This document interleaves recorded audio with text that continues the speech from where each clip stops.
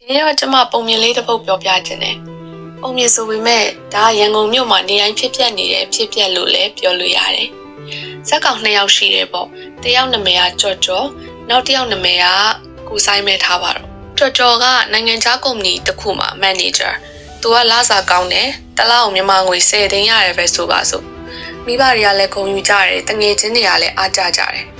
တော်တော်ကတော့အဆင်ပြေနေပြီပေါ့ဆိုပြီးတော့လူတိုင်းကဝိုင်းပြောကြတယ်ပေါ့။ကိုဆိုင်ကတော့ကိုပိုင် agency အသေးလေးတစ်ခုဖွင့်ထားတယ်။သူ့ကုမ္ပဏီကလည်းတစ်လောက်ကိုဝင်ငွေ10သိန်းလောက်ရှိတယ်ပေါ့။အမြတ်မဟုတ်သေးဘူးနော်။ဝင်ငွေ10သိန်းလောက်ပဲဝင်တယ်ပေါ့။ကနန်းရကြည့်ရင်2ယောက်လုံးတူတူပဲ10သိန်းစီပဲ။သူတို့နှစ်ယောက်ကတငယ်ချင်းတွေ။အဲ့တော့ထူးဆန်းတာကလောက်ကုံတော့သူတို့နှစ်ယောက်ဟော့ပေါ့တူတူသွားစားကြတယ်။ကြွကြွားကြတော့ဈေးအကြီးဆုံးအသားပွဲကိုမှာဖို့တွန့်ဆုတ်နေတယ်။သူ့ပစိုင်ထဲမှာငွေရပါနေပြီ။ကိုဆိုင်ကတော့ဘာမှမစင်စားဘူးကြိုက်တာမှကုမ္ပဏီကရှင်းပါဆိုပြီးတော့ဘေလ်ကိုယူလိုက်တယ်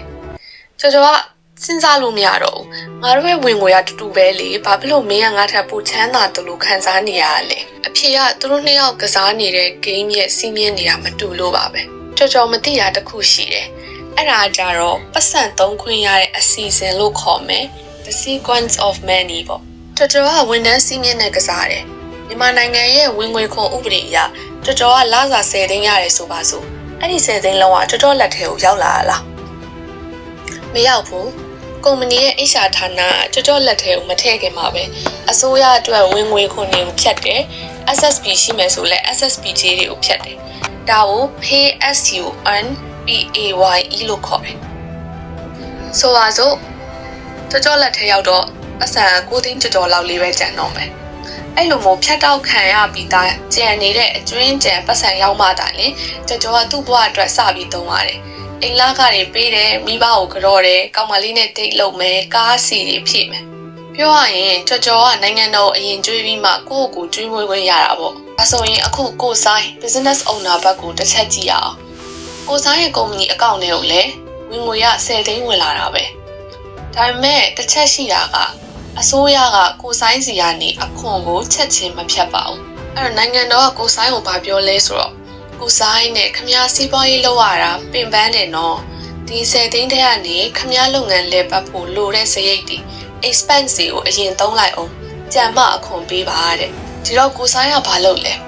သူ့လုပ်ငန်းအတွက်လိုအပ်တယ်ဆိုတဲ့ခေါင်းစဉ်အောက်မှာပဲသူကားဝယ်တယ်ကားကလုပ်ငန်းသုံးပစ္စည်းလေသူခရီးထွက်တယ် business trip လေ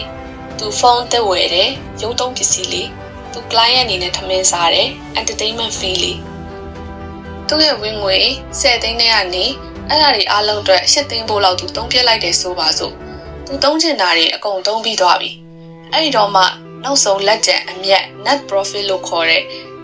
လက်ကျန်အမြတ်ပေါ့2သိန်းပဲကျန်တော့တယ်အဲ့ဒီကြမှာအစိုးရကလာတယ်ကဲကိုဆိုင်ခမအမြက်က2သိန်းဆိုတော့အဲ့ဒီ2သိန်းပေါ်မှာပဲအခွန်ဆောင်ပါတော့တဲ့ဒါကိုမျက်စိထဲမှာမြင်တာအောင်ပုံနှစ်ပုံနဲ့ရှင်းကြည့်မယ်ဆိုပါစို့ဝန်တန်းဖြစ်တဲ့ကြော်ကြော်ရဲ့ပုံကကြတော့ပုံရဲ့အပေါ်နားမှာအပေါက်ရှိတယ်ရေဝင်လာတဲ့ခါမှာအဲ့ဒီအပေါက်ကနေပြီးတော့အခွန်ဆိုတဲ့ရေတွေအရင်ရှမ်းထွက်သွားတယ်အောက်ခြေမှာကျန်တဲ့ရေနည်းနည်းကိုမှကြော်ကြော်ကတောက်ရတယ်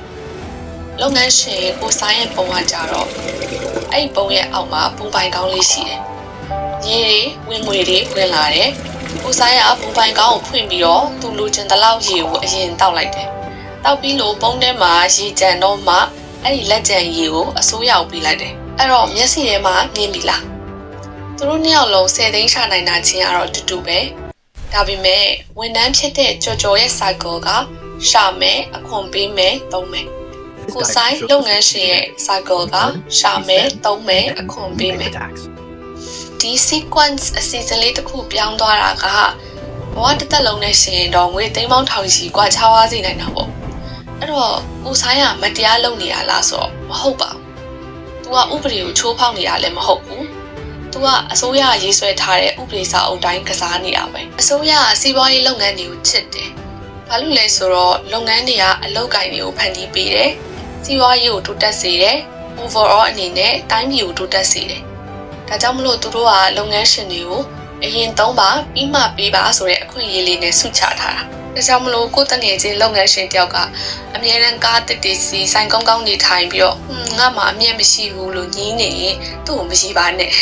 သူကတကယ်ပဲစာရွက်ပေါ်မှာအမြဲမရှိတာဖြစ်နိုင်တယ် ဒါပေမဲ့သူ့ရဲ့ lifestyle ကတော့ကိုယ့်ထက်တာကောင်းတာနေလိမ့်မယ်ဘာလို့လဲဆိုတော့ तू ကအခွန်မဆောင်ခင်ငွေ pre-tax money နဲ့သုံးနေလို့ကိုကတော့အခွန်ဆောင်ပြီးသားငွေနဲ့သုံးနေရလို့ပါအေးစရာရှိတာကဒီလိုမျိုးကိုဆိုင်လို့လုပ်ချင်ရင်ဘာနေစားရမှာလဲအဲ့လိုကိုပိုင်ကုမ္ပဏီလေးတစ်ခုထောင်လိုက်ရုံနဲ့ပဲဒီလိုမျိုးတွေထိုင်သုံးလို့ရပြီလားပြီးတော့ကိုယ့်ရဲ့ကိုပိုင်သုံးစုပ်တွေကိုလုပ်ငန်းစရိတ်အဖြစ်တရားဝင်ဘယ်လိုမျိုးပြောင်းမလဲပေါ့ဥပဒေနဲ့မညီရင်တော့ထောင်ကျနိုင်တယ်ဒါကြောင့်မလို့ဘယ်ဟာကတရားဝင်လဲဘယ်ဟာကတရားမဝင်ဘူးဆိုတဲ့ line ပေါ့ဘောင်ကိုတည်ထားဖို့လိုတယ်အဲ့တော့ဇလန်းလေးအကြောင်းကိုဆက်ပြောကြမယ်ဒီနေ့မနက်မှာတော့ကြော်နဲ့ကိုဆိုင်တို့ကကော်ဖီဆိုင်တစ်ဆိုင်မှာစုံကြတယ်နှစ်ယောက်လုံးက3000တန်ကော်ဖီတစ်ခွက်စီမှာတောက်ကြတယ်ဆက်လဲရှင်ရောကြော်ကသူ့အိတ်ကတ်ထဲကနေ3000နှိုက်ပေးလိုက်တယ်သူ့ပတ်စံ3000ကုန်သွားတယ်ဒါပုံမှန်ပါပဲဒါပေမဲ့ကိုဆိုင်ပတ်စံရှင်တဲ့ပုံစံကတော့နည်းနည်းထူးကြတယ်သူကပတ်စံ3000ပေးလိုက်တယ်ပြီးတော့ဆိုင်ရှင်ကို3000ဘိုးဘောင်ချာစာရွက်လေးတရွက်ရေးပေးပါလို့ပြောလိုက်တယ်အဲ့ဒီဘောင်ချာလေးတရွက်ကတာမန်ကော်ဖီလေးတစ်ခွက်ကိုအခွန်လျှော့ပေးနိုင်မဲ့လက်နက်တစ်ခုကြောကမေးတယ်ဟာကိုဆိုင်ဟာကော်ဖီ3000လေးကိုဘာလို့တောင်းဘောင်ချာတောင်းနေရလဲရှော့ရှော့ရှက်ရှက်တဲ့ကိုဆိုင်ကပြုံးပြီးတော့ဖြေတယ်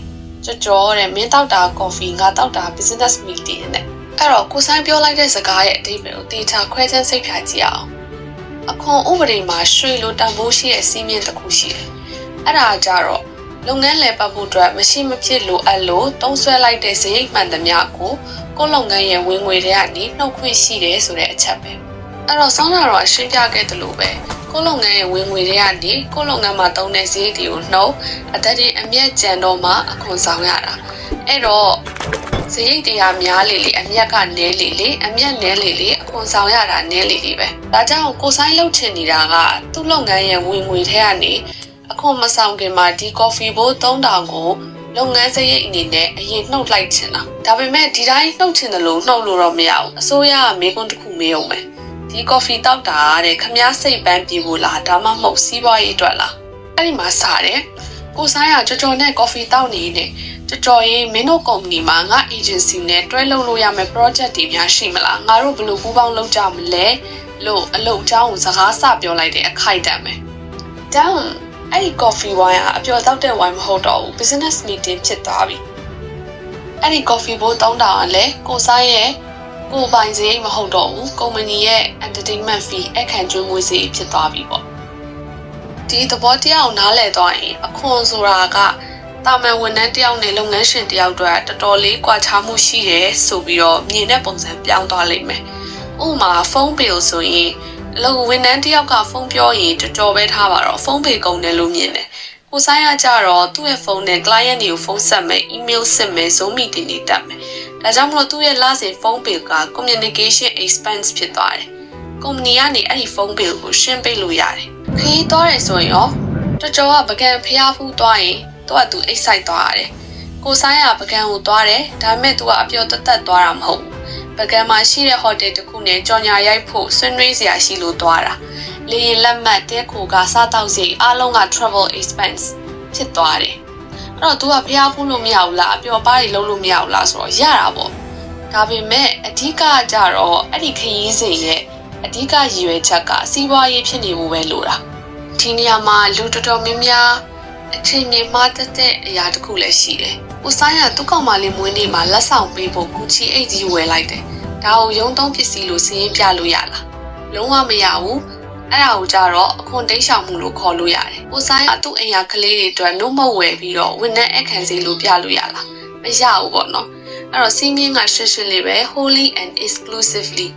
အဲ့ဒီစရိတ်ကလုပ်ငန်းလည်ပတ်မှုအတွက်တည်တံ့ဖြစ်နေရမယ်။ကော်ဖီတောက်တော့အလုပ်ကြောင်းပြောခဲ့ရဆိုတော့လည်းတက်တည်ပြနိုင်ရမှာဖြစ်တယ်ခရီးသွားတော့ client နဲ့တွေ့ခဲ့ရဆိုတော့လည်းတက်တည်ရှိရမယ်အဲ့တော့အဲ့ဒီတက်တည်ကဘာလဲ documentation ပါပဲစာရွက်စာတမ်းအထောက်အထားတွေပေါ့ဘောင်ချာတွေ meeting notes တွေဓာတ်ပုံတွေဒါတွေကကိုယ့်အခွန်ရောကစစ်ဆေးတဲ့အခါကဲပေးမဲ့အရာတွေပေါ့အဲ့တော့အားလုံးမြင်တဲ့အတိုင်းပဲအခုကိုဆိုင်ကဥပဒေဘောင်ထဲကနေပဲကစားနေတာ तू ကပတ်စံမသုံးဘဲနဲ့အခွန်တွေကိုတမင်တင်းချောင်နေရမဟုတ်သူကပတ်စံကိုလုပ်ငန်းရှင်ဆိုတဲ့အကာအကွယ်လေးသုံးပြီးတော့မှသုံးတာပေါ့ သူတုံးလိုက်တဲ့ငွေတိုင်းကသူ့ရဲ့လုပ်ငန်းကိုလည်းတိုးတက်စေတယ်လို့သူ့ရဲ့အခွန်ကိုလည်းတက်တာစေတယ်တစ်ချက်ခုတ်နှစ်ချက်ပြတ်ပေါ့ဒါပေမဲ့အဲ့ထပ်ပို့ပြီးတော့ net shine တဲ့အရာတစ်ခုကထပ်ရှိနေသေးတယ်ကိုဆိုင်ကအခုလိုမျိုး expense စရိတ်တွေတုံးပြီးတော့အခွန်တွေတက်တာအောင်လုပ်နေတယ်အဲ့အချိန်မှာ Amazon လိုကုမ္ပဏီကြီးတွေကြတော့အဲ့ထက်မြင့်တဲ့ game ကိုကစားကြတယ်သူတို့ကခုနကကိုဆိုင်လုပ်တယ်လို့မျိုးအမျက်နည်းနည်းလေးပဲကြောင်လုပ်တော့မဟုတ်ဘူးသူတို့ကအမျက်လုံးဝမကြောင်တမင်တကာလုပ်ကြတယ်ဘီလီယံနဲ့ချီပြီးတော့ဝင်ငွေရှိရတာနဲ့ဘာဖြစ်လို့အမျက်မပြတယ်လဲအဲ့လိုအမျက်မပြဘဲနဲ့တတိယရောလုတ်ပြီးတော့ကမ္ဘာချမ်းသာဆုံးဖြစ်သွားတယ်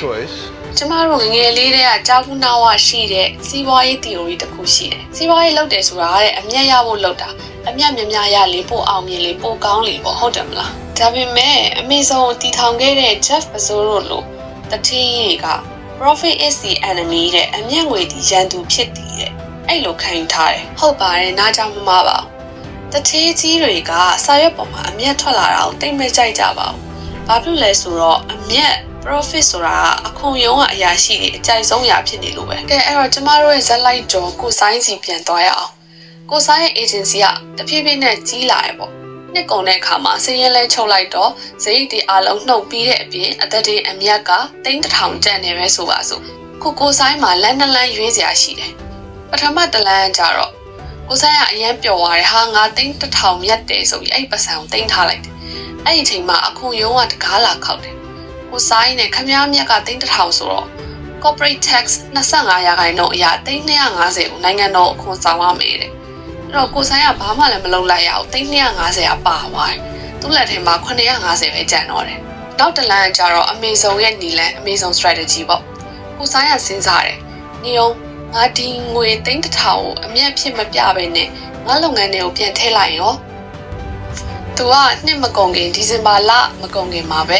အလင်းအမြန်စီမံကိန်းတွေချတယ် plan တွေချတယ်နောက်ထပ်ဝန်ထမ်းအသစ်9ယောက်ခန့်လိုက်မယ်အဲ့တော့လစာစိတ်တွေတိုးရမယ်ရုံးခန်းကိုပူတဲတဲ့နေရာတွေပြောင်းလိုက်မယ် IN စိတ်တွေရှိမယ်နောက်နှစ်အတွက် Facebook X ကြော်ညာကားတွေကိုကြိုဝယ်လိုက်တယ် marketing စိတ်တွေဖြစ်သွားတယ်သူကအဲ့ဒီ3000လုံးကိုလုပ်ငန်းထဲမှာပြန်ပြီးတော့ရင်းနှီးမြှုပ်နှံလိုက်တယ်ပြောရရင်လုပ်ငန်းတွေကိုမှာစရိတ်ဖြစ်နေပြန်ပြလိုက်တယ်ပေါ့အကုန်သုံးပြလိုက်တယ်နှစ်ကုန်လို့စင်းလဲပြလိုက်ကောဝင်ငွေကလည်း3000စရိတ်ကလည်း3000အမြက်က3ညဆိုပြီးဖြစ်သွားတယ်အမြက်က3ညဖြစ်တဲ့အတွက်ပေးရမယ့်အခွန်ကလည်း3ညပါပဲအဲ့တော့ဒီနေရာမှာမင်းစရာရှိလာပြီနေပါအောင်ကိုဆိုင်ကအခွန်မဆောင်ရတော့ဟုတ်ပါပြီဒါပေမဲ့သူ့အိတ်ထဲမှာလည်းပတ်စံတပြားမှမကြံတော့ဘူးလေမွဲသွားတာပဲမဟုတ်လားမဟုတ်ပါဘူးဒီနေရာမှာ cash လို့ခေါ်တဲ့ငွေသား wealth လို့ခေါ်တဲ့ကြွယ်ဝမှုအဲ့ဒါကိုခွဲခြားမြင်တတ်ဖို့လိုပါတယ်လမ်းတစ်ကိုရွေးတော့ကိုဆိုင်မှာ cash ငွေသား950ကျန်တယ်ဒါပေမဲ့သူ့ကုမ္ပဏီကတော့အရင်တိုင်းပဲ agency တစ်သေးလေးပဲနောက်နှစ်လဲအမြက်က3000ပဲဆက်ရနေမှာပဲပေါ့နော်နောက်ထပ်နီလန်တစ်ခု Amazon နီလန်ကိုရွေးလိုက်တဲ့အခါမှာကိုဆိုင်မှာ cash လို့ခေါ်တဲ့ငွေသားတော့မကျန်ဘူးဒါပေမဲ့သူ့မှာဘာရှိသွားရလဲဆိုတော့ဝန်ထမ်းအင်အားပိုများတဲ့ကုမ္ပဏီတစ်ခုရှိသွားပြီသူ့မှာပိုကြီးတဲ့ရုံးခန်းတစ်ခုရှိသွားပြီသူ့မှာပိုကြီးမားတဲ့ marketing အရှိန်အဝါတွေရှိသွားပြီဆိုလိုတာကသူ့ကုမ္ပဏီရဲ့တန်ဖိုး valuation က2ဆ3ဆတက်သွားတယ်အဲ့တော့ကိုဆိုင်ကငွေသား3000ကိုပိုင်ဆိုင်နေတဲ့လူအစား3000တန်တဲ့ကုမ္ပဏီတစ်ခုကိုပိုင်ဆိုင်တဲ့သူဖြစ်သွားတာပေါ့ဒါက Amazon ကနှစ်ပေါင်းများစွာကျင့်သုံးခဲ့တဲ့နည်းဗျူဟာတစ်ခုပဲ Jeff Bezos ကရသမျှအမျက်အားလုံးကိုကိုတောင်တစ်တီစောက်တယ်နည်းပညာတွေထွင်တယ်ဝန်ထမ်းတွေခန့်ပြီးတော့ပြန်သုံးပစ်တယ်ရှယ်ယာရှင်တွေကခမားဘာလို့အမျက်မပြတာလဲလို့မေးတိုင်းသူကပြန်ဖြေတယ်အမျက်ပြတယ်ဆိုတာတဲ့ပတ်စံကိုဘယ်လိုဆက်သုံးပြီးလုပ်ငန်းချဲရမလဲဆိုတာ idea ကုန်သွားလို့သာပြထားတယ်သူကအမျက်မယူတဲ့အတွက်အခွန်မဆောင်ရဘူးအခွန်မဆောင်ရတဲ့ပတ်စံတွေအားလုံးကသူ့လုပ်ငန်းကြီးထွားဖို့အတွက်အခမဲ့ရင်းနှီးငွေ free capital ဖြစ်သွားတယ်ဒါကြောင့်မလို့တထေးတွေကဝန်ထမ်းတွေလိုမျိုးလစာတိုးဖို့မကြိုးစားဘူးသူတို့ကကုမ္ပဏီတန်ဖိုးတက်ဖို့ capital appreciation ကိုကြိုးစားကြတာဘာလို့လဲဆိုတော့လစာရရင်အခွန်ဆောင်ရတယ်ကုမ္ပဏီတန်ဖိုးတက်ရင်ကြတော့အခွန်ဆောင်စရာမလိုဘူးတန်ဖိုးတက်နေတဲ့ကုမ္ပဏီရဲ့ပိုင်ရှင်ဖြစ်တဲ့အတွက်ဘီလီယံနာတွေဖြစ်ကုန်တာဒါပေမဲ့မေကွန်းတစ်ခုကြံနေသေးတယ်အမျက်လည်းမယူလစာလည်းမယူဆိုရင်တထေးကဘာနဲ့ထမင်းစားမှလဲဘာနဲ့အိမ်တွေဝယ်ပြီးကားတွေဝယ်မှလဲသူတို့ကကုမ္ပဏီပိုင်ဆိုင်မှုတွေကိုရောင်းစားပြီးတော့သုံးတာလားမဟုတ်ရောင်းရင်လည်းအခွန်ဆောင်အောင်မယ်လေအဲ့တော့သူတို့သုံးတဲ့နောက်ထပ်လှုပ်ဝက်လက်နက်တစ်ခုရှိသေးတယ်အဲ့ဒါအကျွေး debt သူတို့ကဘဏ်ကိုသွားတယ်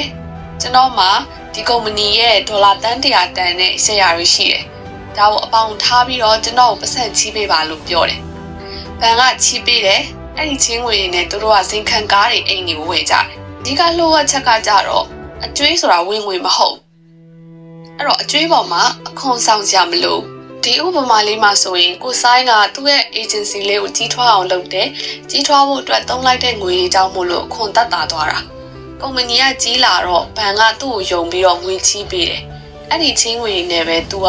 ချမ်းသာတဲ့ lifestyle တစ်ခုကိုနေထိုင်လို့ရတယ်။ဒါပေမဲ့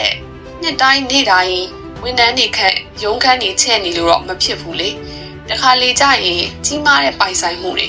ဝယ်ဖို့လိုအပ်လာတယ်။ဥပမာအားဖြင့်3,500တန်စက်ရုံကြီးတစ်ခုဝယ်လိုက်တယ်ပဲဆိုပါစို့ဒီလောက်များတဲ့ငွေပမာဏကြီးကိုတစ်နှစ်ထဲနဲ့စရိတ်ဖြစ်ပြပြီးတော့အခွန်လျှော့လို့ရပါမလားမရပါဘူးအခွန်ရုံးကအဲ့လောက်တော့မအပါဘူးဒါပေမဲ့သူတို့မှာနောက်ထပ်လုပ်ငန်းရှင်တွေကိုလက်ဆောင်ပေးထားတာတခုရှိသေးတယ်အဲ့ဒါကိုတော့ depreciation လို့ခေါ်တယ် finance တို့ accounting တို့သင်ယူလေ့လာဖို့တဲ့လူတွေဆိုရင်ဒီ depreciation ဆိုတဲ့စကားလုံးလေးနဲ့ရင်းနှီးပါလိမ့်မယ်တန်ဖိုးလျှော့ချခြင်းလို့ခေါ်တယ်အဲ့တော့ကိုယ့်ရဲ့ကားဟောင်းတစ်စီးကကိုယ့်အခွန်ဘယ်လို short ပေးနိုင်လဲဆိုတာသိလားကြော်နဲ့ကိုဆိုင်ဇက်လန်ကိုပြန်ဆက်ကြမယ်ဒီတစ်ခါမှာတော့သူတို့နှစ်ယောက်လုံးစီးပွားရေးအဆင်ပြေလာလို့ကားတစ်စီးစီဝယ်စီးဖို့ဆုံးဖြတ်လိုက်ကြတယ်နှစ်ယောက်လုံးကတန်ဖိုးတူတူပဲ3,500ရန်ကားတစ်စီးစီဝယ်လိုက်တယ်ပဲဆိုပါစို့ဝန်ထမ်းဖြစ်တဲ့ကြော်တော့ကတော့ဒီကားကိုဝယ်လိုက်တာဝင်ထုတ်ဝင်ပို့တစ်ခုပဲ financially ရပါဘာဖြစ်လို့လဲဆိုတော့သူစုထားတဲ့ပတ်စံတွေကနေ3,500ထွက်သွားတယ်ပြီးတော့အဲ့ဒီကားကဝယ်ပြီးတာနဲ့တန်ဖိုးကျသွားမှလေသူ့အတွက်ကအခွန်နဲ့ပတ်သက်ရင်လည်းဘာတတ်တာခွင့်မှမရသွားဘူးပတ်စံကုန်တာပဲအဖက်တင်တယ်ပေါ့ဒါပေမဲ့ကိုဆိုင်တို့လိုလုပ်ငန်းရှင်တွေအတွက်ကြတော့ဒီကားကိုဝယ်လိုက်တာကအဆက်တစ်ခုပိုင်ဆိုင်မှုတစ်ခုဖြစ်သွားတယ်အကြီးမားဆုံးအခွန်ကိုကပြီးမဲ့ဒိုင်းကာကြီးလည်းဖြစ်သွားတယ်အဲ့တော့အရင်တော့ကပြောခဲ့တယ်သူတို့နှစ်ယောက်ကော်ဖီဆိုင်ထိုင်တော့ကကော်ဖီဘိုး3,000ကိုဆိုင်ဘက်ကနေစရိတ်အနေနဲ့ပေါင်ချာနဲ့ချက်ချင်းနှုတ်လို့ရတယ်။ဒါပေမဲ့3,500တန်ကားကိုကြတော့ဒီနှစ်မှာစရိတ်အနေနဲ့3,500ကုန်သွားပါတယ်ဆိုပြီးတော့တခါတည်းနှုတ်ခွင့်မရှိပါဘူး။အခုရောပြောလိုက်မယ်။ကိုဆိုင်ဒီကားကခမရတစ်နှစ်ထဲစီပြီးလွတ်ပြစ်မှာမဟုတ်တာ။9နှစ်လောက်တော့ခံမှာပေါ့။ဒါကြောင့်မလို့ဒီ3,500ကိုတစ်နှစ်ထဲနဲ့စရိတ်လာမပြပါနဲ့တဲ့။ဒါကိုဥမာပေးရမယ်ဆိုရင်ကိတ်မုတ်အကြီးတစ်လုံးလိုပဲ။3,500ရန်ကိတ်မုတ်ကြီးကိုတစ်လုံးထဲနဲ့အကုန်မျိုးချမှာလားဆိုရင်တီးပြီးတော့တည်လိုက်မယ်ဒါကြောင့်မလို့ဓားလေးနဲ့ slice by slice တစ်ချက်ချင်းစီလှီးပြီးတော့တစ်နေ့နည်းနည်းစီစားတယ်လို့မျိုးပေါ့အဲ့လိုမျိုးပဲကားပိုး3,500ကိုနှစ်တည်ခွဲပြီးတော့စရိတ်ပြတာကိုစီးပွားရေးစကားနဲ့ဆိုရင်တော့ depreciation ပေါ့ပိုင်ဆိုင်မှုအကြီးတစ်ခုရှိရင်တန်ဖိုးလျှော့ချတာကိုဆိုလိုတာကိုဆိုင်ကအဲ့ဒီကားပိုး3,500ကို9နှစ်ခွဲပြီးတော့စရိတ်ပြမယ်ဒါဆိုရင်ပထမနှစ်မှာ तू က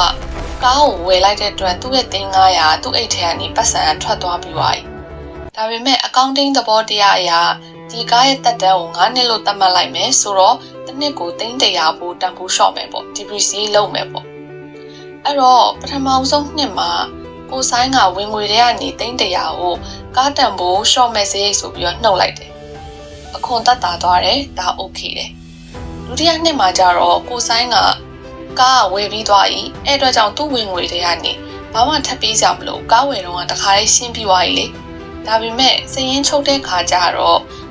ဒုတိယနှစ်ဖြစ်တဲ့အတွက်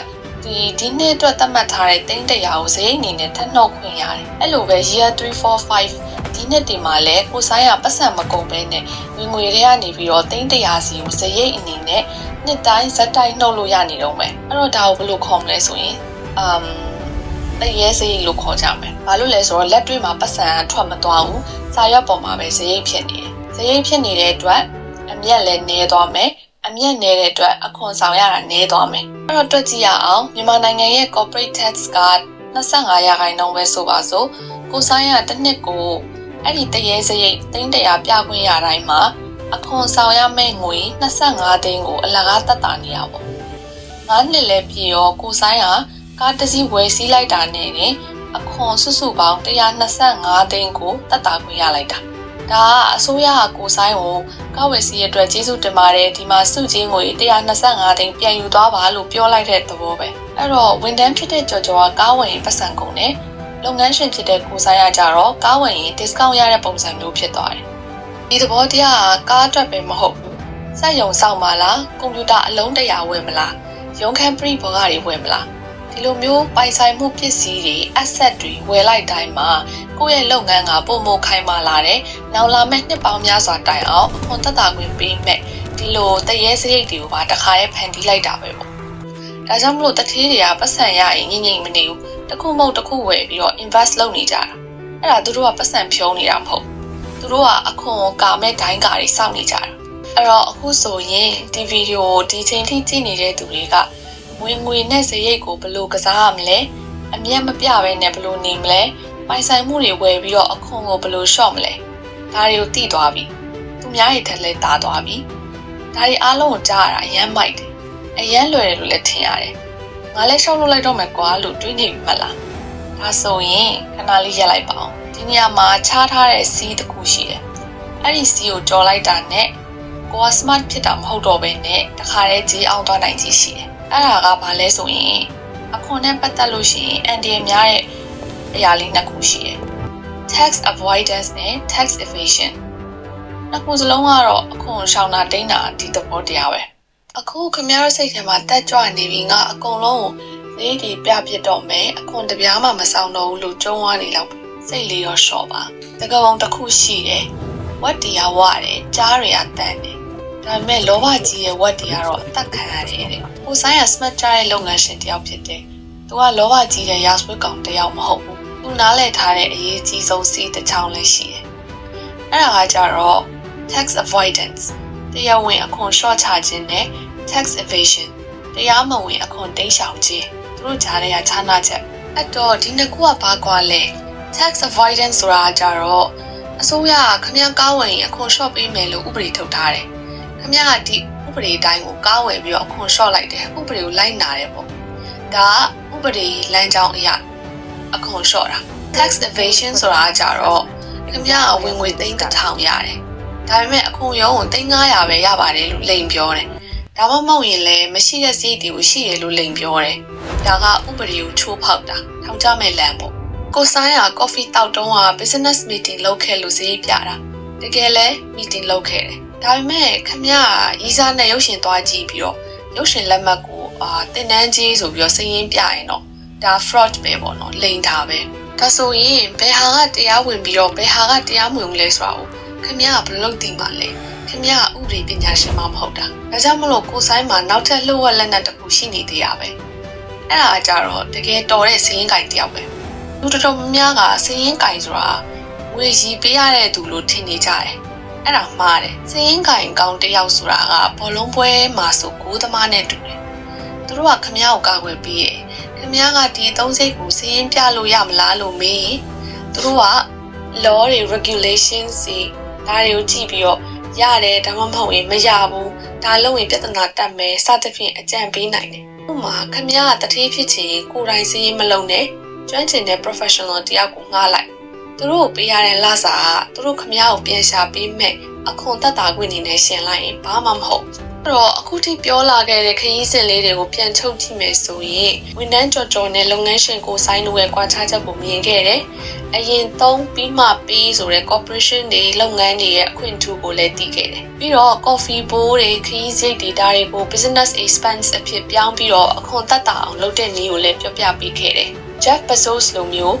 အမြတ်ကိုပြန်လဲရင်းနှီးမြှုပ်နှံပြီးတော့ကုမ္ပဏီကိုကြီးထွားအောင်လုပ်ရင်းနဲ့အခွန်ကိုတုံညာဖြစ်အောင်လုပ်တဲ့နည်းကိုလည်းလေ့လာခဲ့တယ်။ကားတွေပိုင်ဆိုင်မှုတွေဝယ်ပြီးတော့ depreciation ဆိုတဲ့တရေစရိတ်နဲ့နှစ်ရှည်လများအခွန်လျှော့နည်းကိုလည်းသိခဲ့တယ်။ပြီးတော့နောက်ဆုံးအနေနဲ့ဒီ game ကိုကစားဖို့အတွက်စီကံရှိဖို့နဲ့ professional အကူအညီယူဖို့လိုတယ်ဆိုတာကိုသိခဲ့တယ်။အဲ့တော့ချုပ်လိုက်လို့ရှိရင်အခွန်ဥပဒေဆိုတာကြတော့ဝန်ထမ်းတွေအတွက်ဝန်ထုံးဝန်ပိုးတစ်ခုဖြစ်တယ်။ဒါပေမဲ့လုပ်ငန်းပိုင်ရှင်တွေအတွက်တော့ကျွယ်ဝမှုစီကိုသွားတဲ့မြေပုံတစ်ခုလိုပဲအဲ့ဒီမြေပုံကိုဖတ်ပြီးတော့သွားတက်အောင်ကြိုးစားရမှာပေါ့ဒီတော့ဒီဗီဒီယိုလေးကခင်ဗျားရဲ့ငွေကြေးအမြင်ကိုဖွင့်ပေးနိုင်ခဲ့ဆိုရင်ဒါအစပဲရှိပါသေးတယ်နောက်ထပ်ဗီဒီယိုတွေမှာလည်းတခြားသောစိတ်ဝင်စားစရာကောင်းတဲ့ topic လေးနဲ့ပြန်လာပြီးခဲ့ပါမယ်